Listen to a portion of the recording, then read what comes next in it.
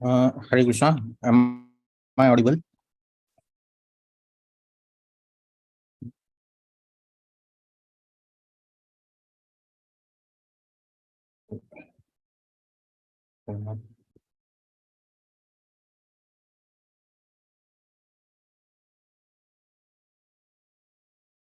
Hare Krishna. I audible? Hare Krishna, sir. Hare Krishna. Okay. Okay, so we'll start with the Mangala Charan. Om Ajnanatinandasya Jnananjansalakaya Chakshuruntamena Tasmai Sri Gurue Namah Sri Chaitanya Manobhishtam Stapitam Yena Bhutali Swayam Upagadamayam Dadati Swapatantikam Vandeyam Sri Guru Sri Udapatakamanam Sri Gurun Vaishnavamsha Sri Rupam Sagarjatam Sagana Raghunathan Vidam Stamsajivam Sadvaitam Savadutam Paljana Saitam Krishna Chaitanya Devam Sri Radha Krishna Padan Sagana Lilta Sri Vishakhan Vitamsha हे कृष्णा करुणा सिंधु दीनबंधु जगतपति गोपेशा गोपिका कांता राधा कांता नमस्ते तप्त कांचन गौरांगी राधे वृंदावनेश्वरी वृषभानुसुते देवी प्रणमामि हरिप्रिये पांचाकल्पतरुभ्यश्च कृपा सिन्धुभ्येव च पतितानां पावनेभ्यो वैष्णवेभ्यो नमो नमः श्री कृष्ण चैतन्य प्रभु नित्यानंद श्री अद्वैत गदाधर श्रीवासादि गौर भक्तवृंदा हरे कृष्णा कृष्ण कृष्ण हरे हरे हरे राम राम राम हरे हरे हरे कृष्णा कृष्ण कृष्ण हरे हरे हरे राम राम हरे हरे हरे कृष्णा कृष्ण कृष्ण हरे हरे हरे राम राम राम हरे हरे ओम नमो भगवते वासुदेवाय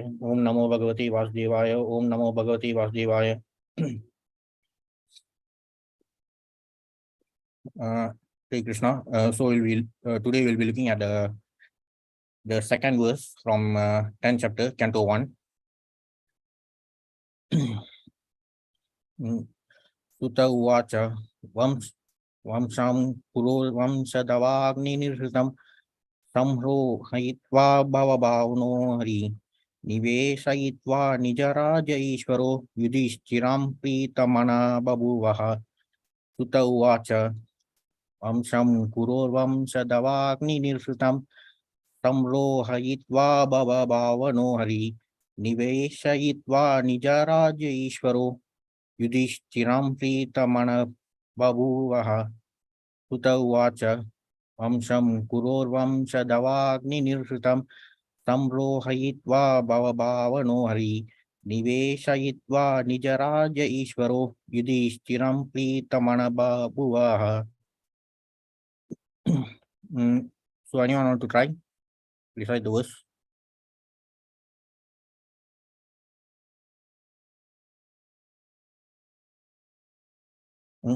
Hare Krishna.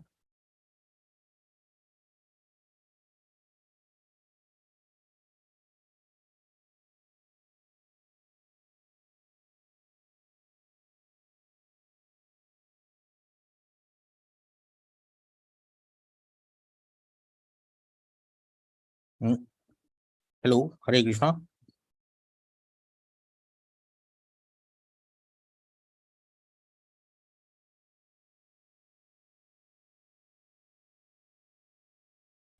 Hare Krishna, Prabhu. I'll try. I'm driving, but I'll try. Okay, thanks.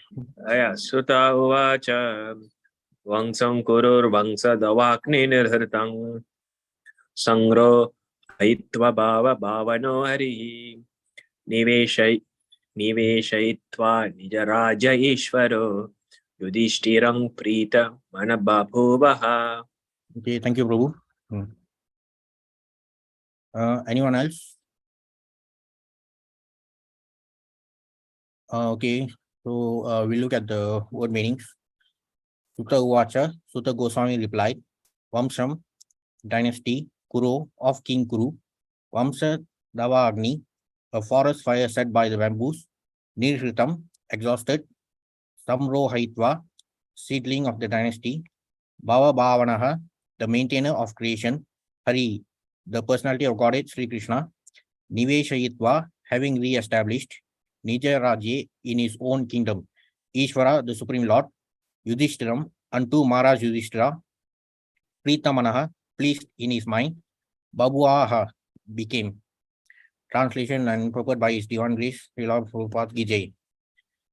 Sutta Goswami said, Lord Sri Krishna, the Supreme Personality of Godhead, who is the maintainer of the world, became pleased after re-establishing Maharaj Yudhishthira in his own kingdom and after restoring the Kuru dynasty, which had been exhausted by the bamboo fire of anger. So these events are happening after the war, after the Pandavas had won the war. And in this chapter, actually, Lord Krishna is departing to Dwaraka after assisting the Pandavas. And personally, Lord Krishna was very pleased with the outcome, though, of course, we know that even the outcome was decided by him even before the war itself, because as stated by Lord Krishna in Gita, chapter 11, in verses 32 and 33, Krishna himself tells Arjuna that all these warriors on both sides, except the Pandavas, have already been slain by me in the form of time. So the outcome of the war was already decided by the will of the Lord, and therefore he was very pleased because now the kingdom was under Maharaj Yudhishthira, who was a very righteous king compared to the evil Duryodhana and the Kauravas in general. So regarding the Kauravas, we know that in chapter 1 of the Gita, in verse 36, in the first chapter of Gita,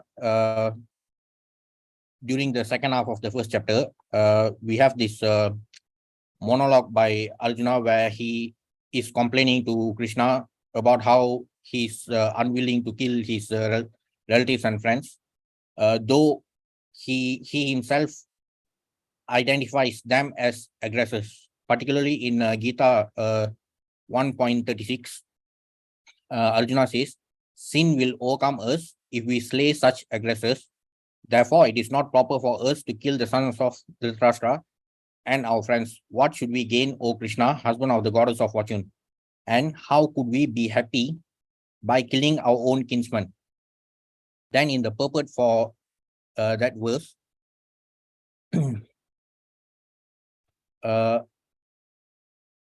Prabhupada highlights that according to Vedic injunctions, there are 6 kinds of aggressors: a poison giver, one who sets fire to the house, one who attacks with deadly weapons, one who plunders riches, one who occupies another's land, and one who kidnaps a wife. Such aggressors are at once to be killed, and no sin is incurred by killing such aggressors. So if we look at these 6 kinds of aggressors, or the types of aggression done by these aggressors, we can clearly see that the Kauravas fully qualify in terms of all these criteria, because we know regarding the episode where Bhima was poisoned and the house of the Pandavas was set to fire, and they were also attacked. Their riches were plundered, and of course, we also know regarding the humiliation of Draupadi. And so the Kauravas did not merely commit any one of these 6 types of aggression, but they committed all types of aggression against the Pandavas, and still Arjuna was unwilling to kill them because of his saintly nature, and to a certain extent due to his ignorance. But that was in the first chapter of Gita. But after being enlightened by Lord Krishna, he was willing to act according to the instructions of Lord Krishna. So after weeding out such evil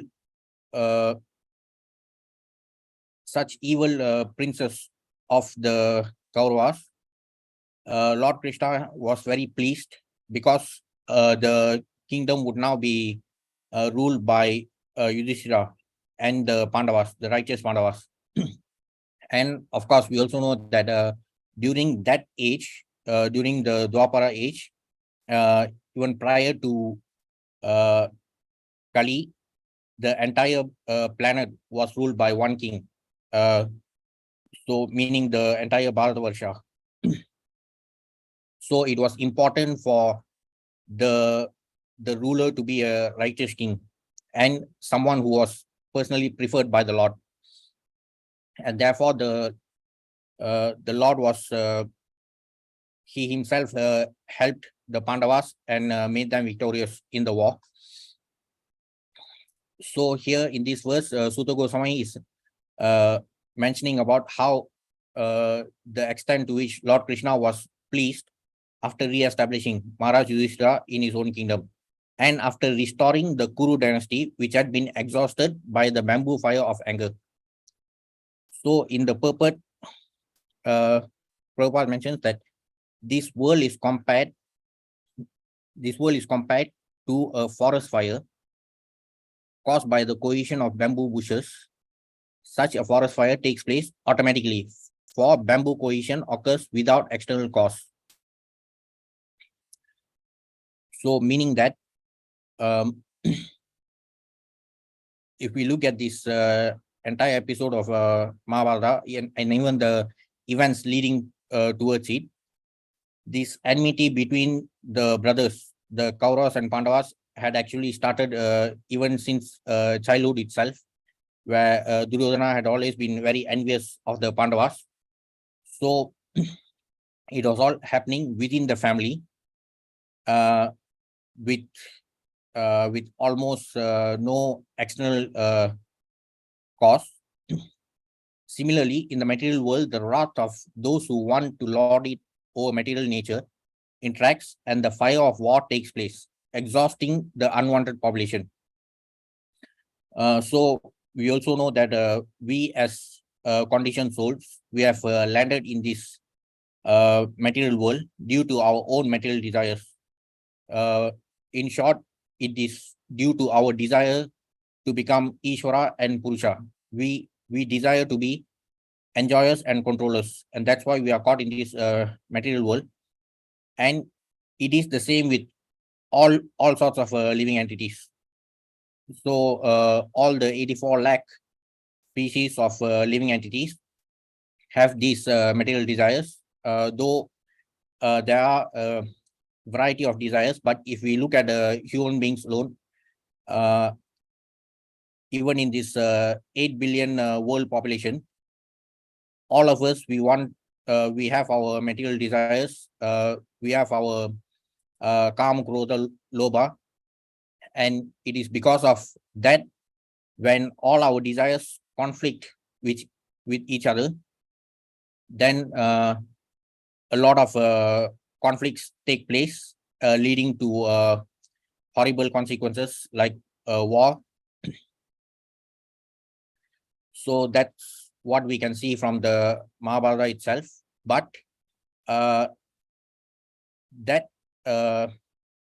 situation is quite different from what we are seeing now, because during that time, the entire world was under the rule of a single kingdom, a centralized single kingdom. The king of Bharatavarsha was the king of the entire world. Though there were also some local governments, but all the other smaller governments were loyal to the main emperor. But in today's world, we have this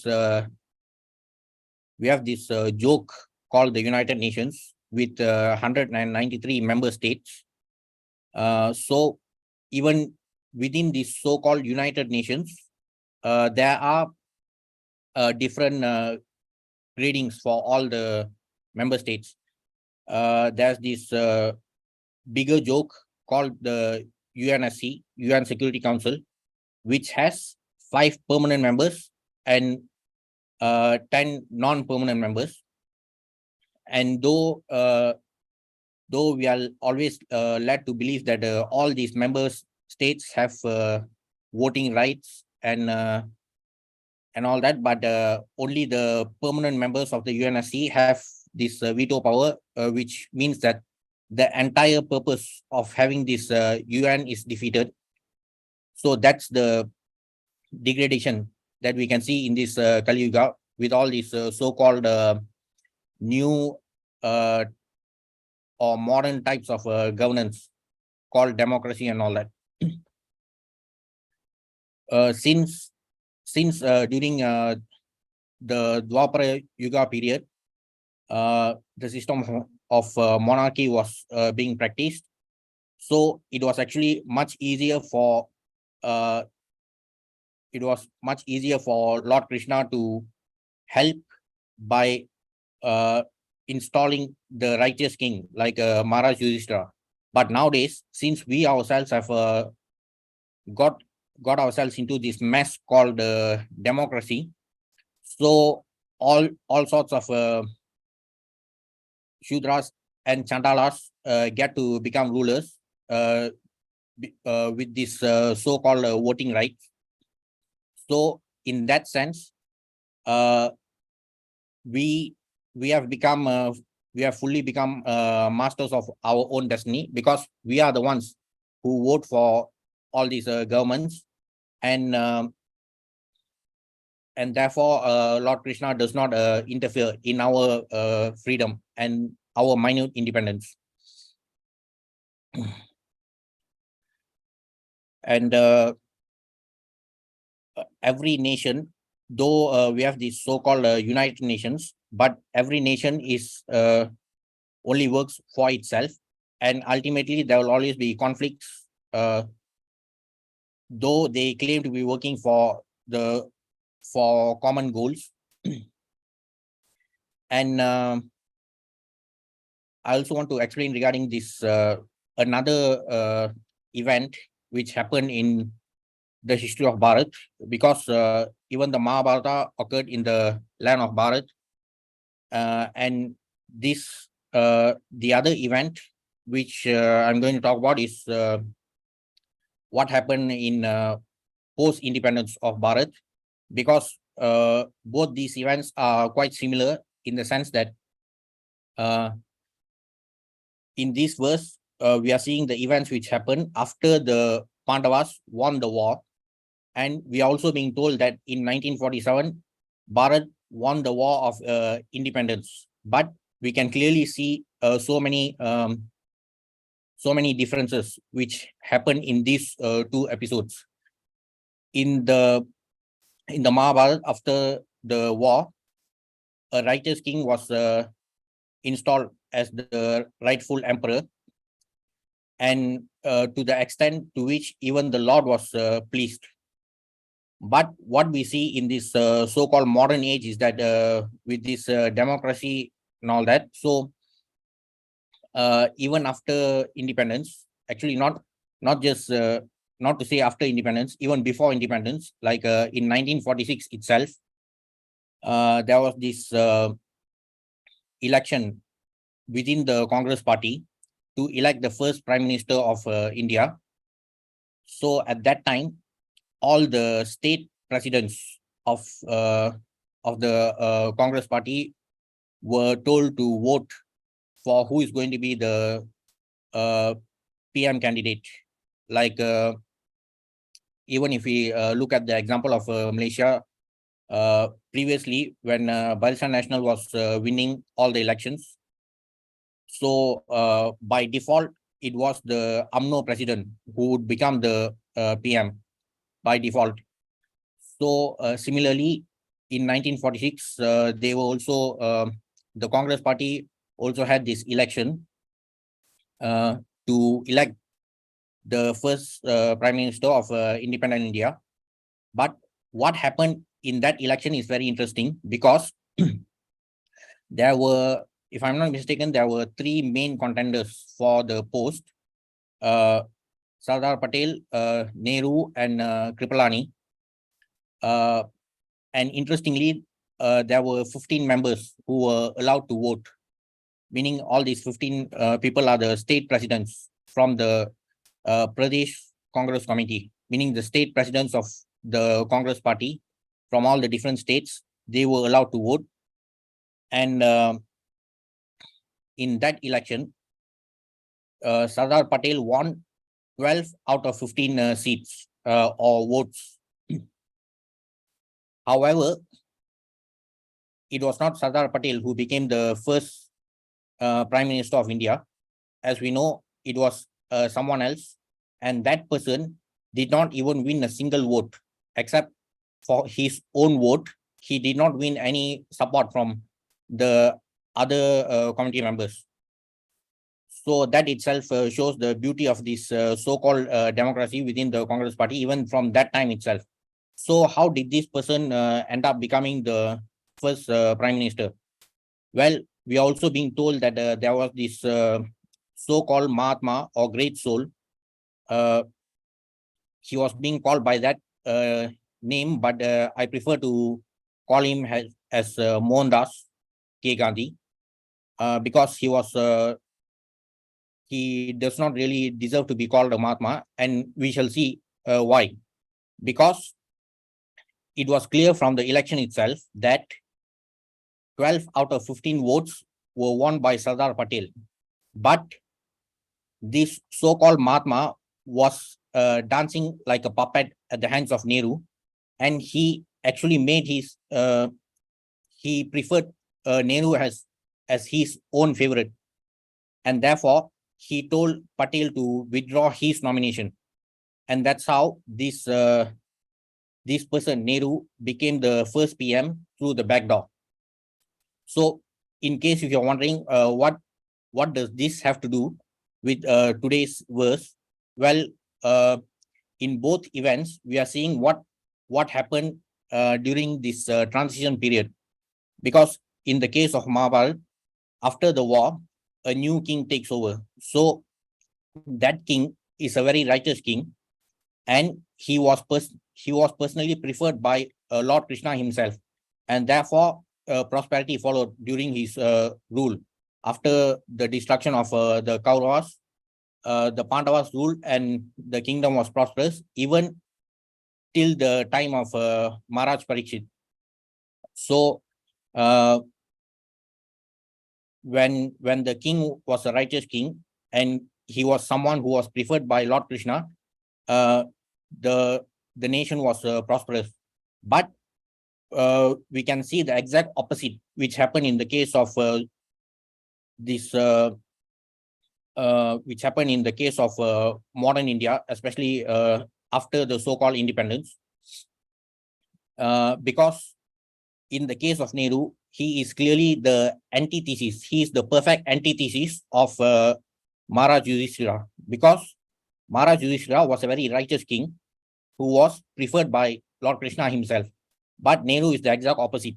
And that's why the same land of Bharat, which was witness to the Mahabharat, became the kind of Bharat which we are seeing today.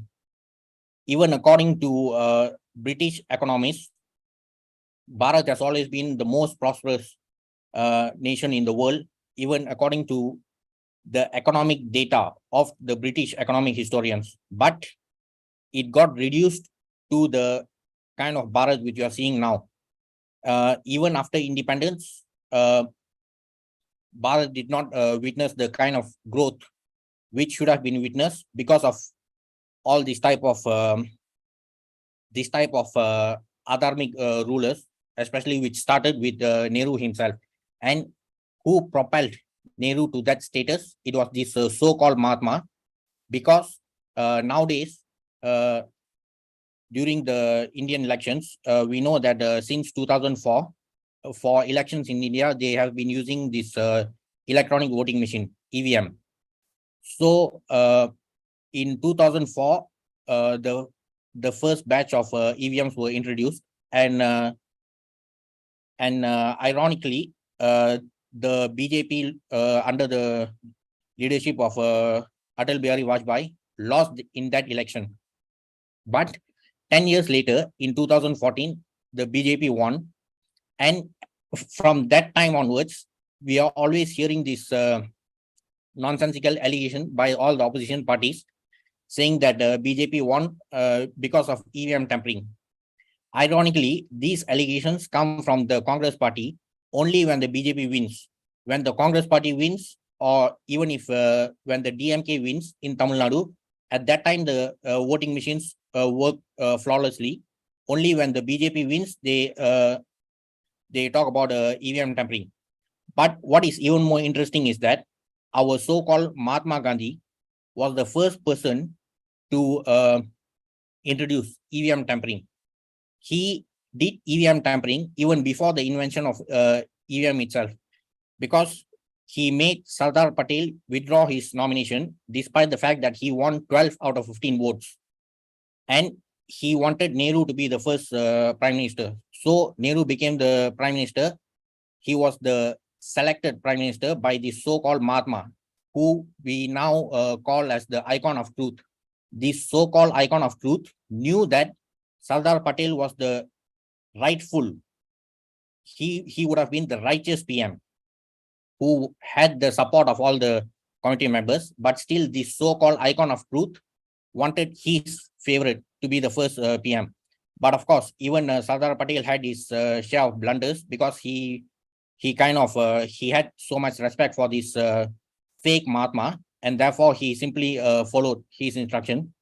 And if we look at all these events, we can see how during the period of Mahabharata, when a righteous king took over, prosperity followed. But the exact opposite happened post 1946 or 1947. So that's how these jokers like Gandhi and Nehru are complete antithesis of righteous kings like Yudhishthira. And interestingly, when we look at, we have seen regarding how conflicting interests among human beings lead to various conflicts, which also lead to wars at times.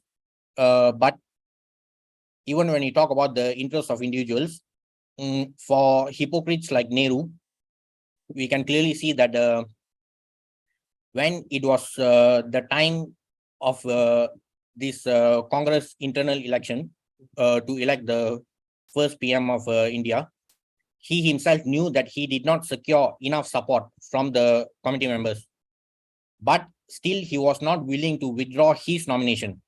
He made Gandhi dance to his tunes, and he made sure that Gandhi supported him, despite the fact that he did not have the support of any other committee members.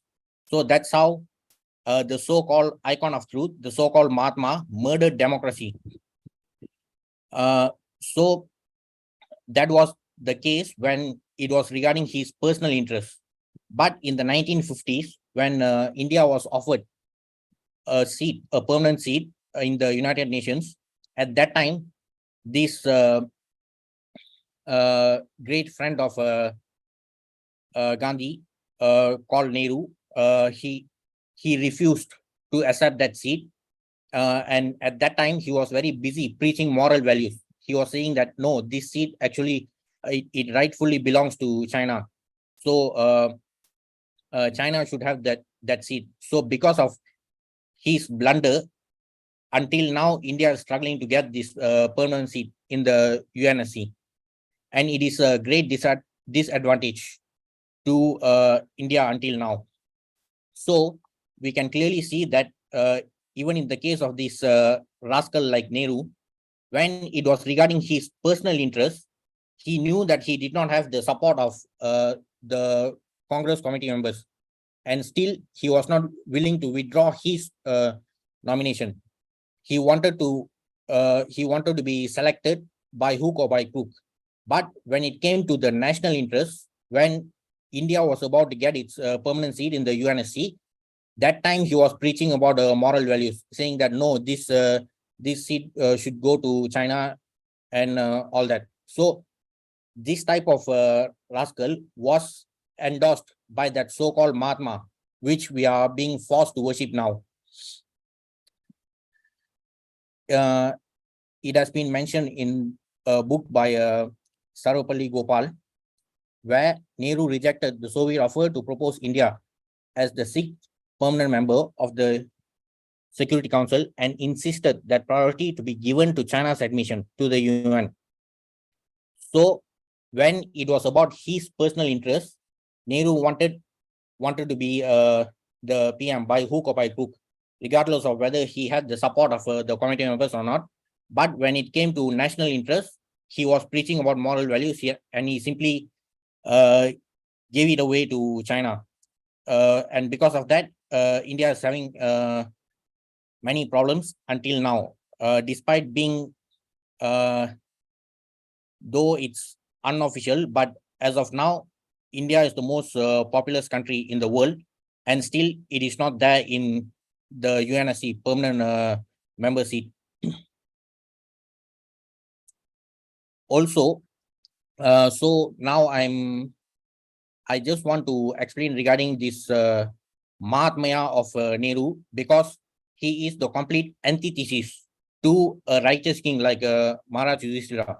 And not just him, even his entire family could hold on to power because of our stupidity. I mean, not us, but Indians in general, because it was the Indian population which elected this rascal to power back in 1951. That was the time when he actually won the election for the first time. And then the dynasty kept winning because Indian voters were not wise enough to elect the right people. So when such things happen, Lord Krishna cannot help us, because it is us who make the choice. During the time of Dwapara Yuga, and even before that, the monarchs were ruling. And at that time, when there were kings like Yudhishthira or even Parikshit, they were favored by the mercy of the Lord. So they could gain power and rule righteously. But nowadays, because of this so-called democratic system, we are the ones who make all the mistakes, and therefore it's not right to always blame Krishna for everything. He does not interfere in our minute independence. So back to this episode in the 1950s, this fool Nehru was thinking that by preaching about moral values and also by being nice to China, he thought that the Chinese will also reciprocate the same way. But what happened in 1962 is that the Chinese army attacked India and took away a significant portion of India's land. And it is a problem which is continuing until now. So the so-called Mahatma was favorable to this unworthy idiot to become the first prime minister of India, of independent India. And so many problems are continuing even until now. But when a righteous king rules, such problems will not occur. So even regarding this 1962 blunder, according to retired army veteran Major General G.D. Bakshi, he himself has stated that after independence, the first actually even after the so-called independence, many of the key posts in the government of India were still being held by the British. Like the first Governor General of India was Mountbatten, and even the army chief was Sir Roy Butcher. So we are being told that India became independent in 1947, but still these Britishers were still having holding these key posts.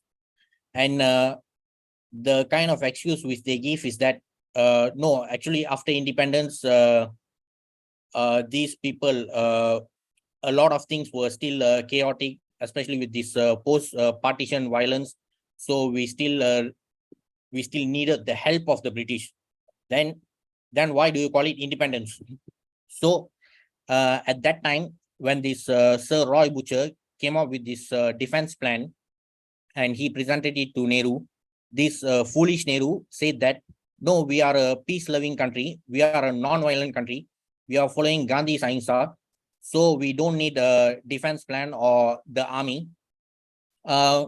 We only need the police to take care of the civilians. So from that time itself, this foolish Nehru had no idea about how the country should be run, because he was merely a selected PM by another fool called Gandhi.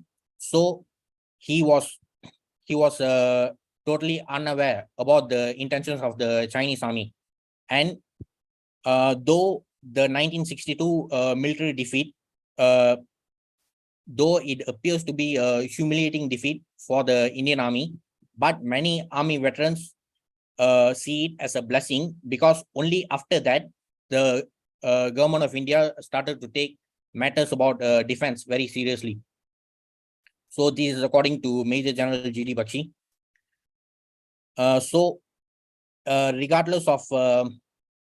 Regardless of our intentions, even when the enemy sees us as an enemy, and if we are not prepared to fight, so this is what happens, like the blunder of 1962. And this is also because this Nehru always had this, he used to think of himself as a brown Englishman. So he was completely averse to all our Hindu traditions and scriptures. So he had no idea about all these ancient knowledge, which are priceless. And he also tried his best to completely bury everything.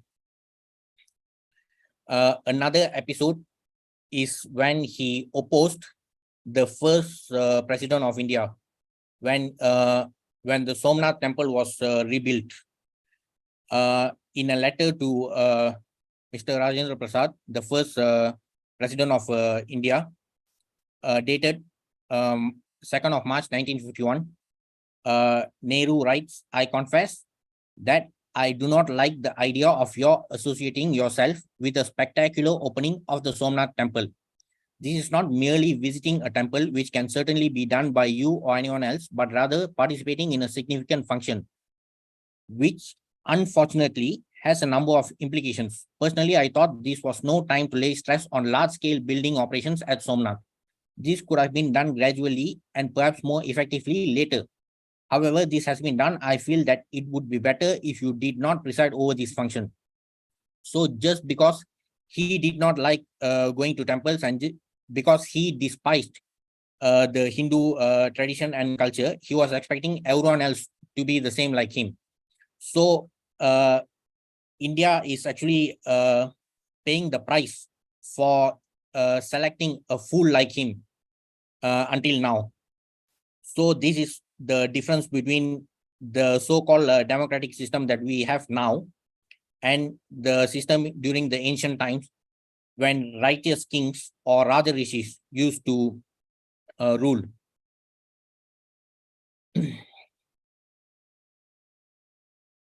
So regardless of how much we may try, regardless of all these so-called initiatives like UN peacekeeping and all that, conflicts are always bound to happen, because after all, we are all human beings, and we will always have our own selfish desires. So conflicts will always happen, and it is not because of the Lord, and all this mess is created by us, but because the Lord wants to maintain the creation. He desires the mass of people to follow the right path of self-realization, which enables the living beings to enter into the kingdom of God. So in Gita 4.8, Lord Krishna says, "Paritranaya sadhunam vinashaya taddushritam dharma samsthapanataya sambhavami yuge yuge." So though the Lord is not associated with conflicts which happen like the war, but all the outcomes are decided by him only. So the main priority for the Lord is to save the sadhus, especially the saintly personalities like the Pandavas, and destroying the Duskritis is merely a byproduct of that main objective. So even if we look at the in the case of Prahlad, so Narasimhadev was more concerned about saving Prahlad, and he was never insecure about his position being threatened by the demon. So the Lord being Bhaktavatsal, for him the main priority is the devotee, and destroying these demons is merely a byproduct of that process. So by saving the Pandavas and even the offspring of the Pandavas, as mentioned by Lord Krishna in the Gita, it was clearly stated that all the soldiers in both sides will be slain. Only the Pandavas will survive. But in addition to the Pandavas, even the offspring of the Pandavas, that is Parikshit, he was also saved, so that the dynasty could continue and prosperous rule would remain. The Lord wants the suffering human beings to come back to him, and cease to suffer the threefold material pangs. The whole plan of creation is made in that way, and one who does not come to his sense suffers in the material world by pangs inflicted by the illusory energy of the Lord. So this entire material creation is a byproduct of the Lord's illusory energy, or Mahamaya, which is his inferior energy. And therefore, as long as we are trapped in this material world, regardless of the type of body which we get, we will always be subject to these threefold miseries, which are called Adhyatmic, Adi Bhautik, and Adi Devik. Adhyatmic refers to miseries caused by the mind and body. Sometimes the living entity suffers bodily, and sometimes the living entity is distressed mentally. Both are Adhyatmic because they involve both the body and mind. We experience these miseries even in the womb of our mother. As we all know, there are many types of miseries that take advantage of the delicate human body and give us pain. So those are regarding the Adhyatmic misery. Adi Bhautik misery refers to miseries inflicted by other living entities. These living entities need not be even large, can be like insects or even viruses. There are many insignificant living entities that give us pain, and there are also other living entities who are born on different kinds of planets who give us miseries. And regarding Adi Devik miseries, these are natural disasters that originate with the demigods of the higher planets. So we know that the rain is given, the rains and also sunshine are all given by the demigods. So they can also inflict these natural disasters when there are irregularities in these natural causes. For instance, we sometimes suffer from severe cold or hot weather, from a thunderbolt, or from earthquakes, tornadoes, droughts, and many natural disasters. In any case, we are always suffering from either one or a combination of these three kinds of miseries. So even now, we are seeing the combination of all the miseries. We are facing bad weather. We also still suffering under this threat of the virus, and at the same time, we are also seeing many warlike conflicts around the world. So it is likely to continue, and it will only get worse as Kali Yuga progresses. And that's why it is important for us to go back to Godhead soon. The Lord therefore wants his bona fide representative to rule the world. Lord Sri Krishna descended to establish this sort of regime and to kill the unwanted persons who have nothing to do with this plan. The battle of Kurukshetra was fought according to the plan of the Lord, so that undesirable persons could get out of the world and a peaceful kingdom under his devotee could be established. The Lord was therefore fully satisfied when King Yudhishthira was on the throne, and the seedling of the dynasty of Kuru in the person of Maharaj Parikshit was saved. So we have already seen certain descriptions regarding Maharaj Parikshit in chapter 8, when he was actually saved, but there are also more descriptions regarding him in chapter 11. But what we can see from here is that during the ancient times, when the Lord, either when he descended as Lord Rama as the king himself and established Ram Rajya, or even when he was not the king, he could still ensure that a devotee was installed as the king, and therefore prosperity continued. But nowadays, due to our self-inflicted mess, like the system of democracy and all that, it is us, we are the ones who are creating all the mess by electing all the unworthy people to power.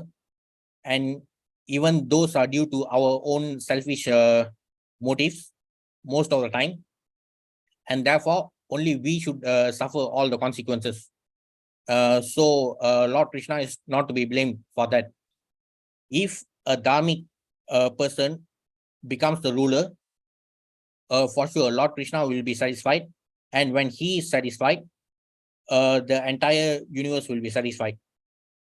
So that is the main description in this verse about how Lord Krishna was satisfied after seeing Maharaj Yudhishthira being installed as the king after the war. So that's all regarding this verse. So any questions or comments?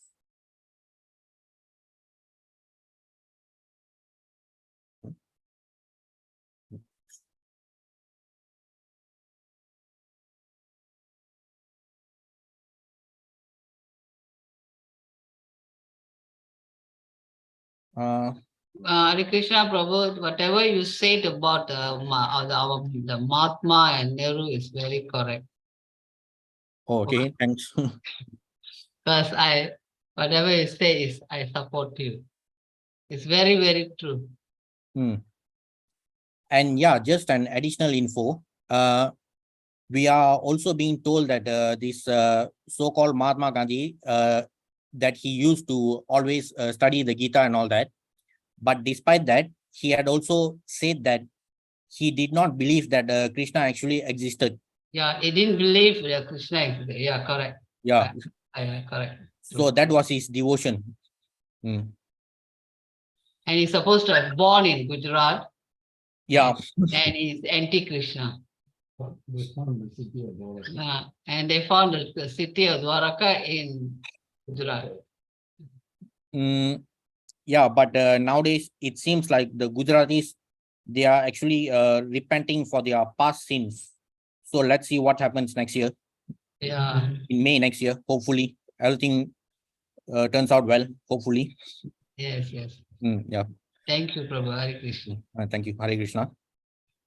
Okay, so thanks for attending today's session. Hare Krishna. Hare Krishna. Hare Krishna.